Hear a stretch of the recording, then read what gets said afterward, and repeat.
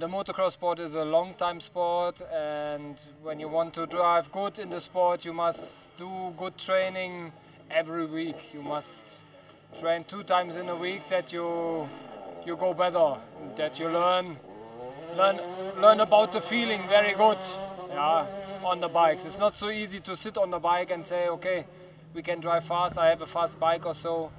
The technique is in the sport is so important, and this is what why the people like the sport so much. Balaba ba team ya Uganda bazze mu bungi bafune training okuva ku Jürgen Kuppers okuva Germany. Jürgen Kuppers guest rider waffe tumulese wano mirundi egiwerako era azze kutendeka tiimu yaffe tulabe nti tuyigayo obukodyo obujja tuyamba mu championship za wano neza international. Wayangu okuva ku gate nabanga yakulembeddwa okuva ku start kimwangwira nnyo okubeera nga awangula omulundi gw'abali mu kuvuga kubanga atalina nfuufu emuli maaso emuziiza kulaba bulungi abalala buli kimu abakiraba bulungi amayinja gali wansi abagalaba buli kimu.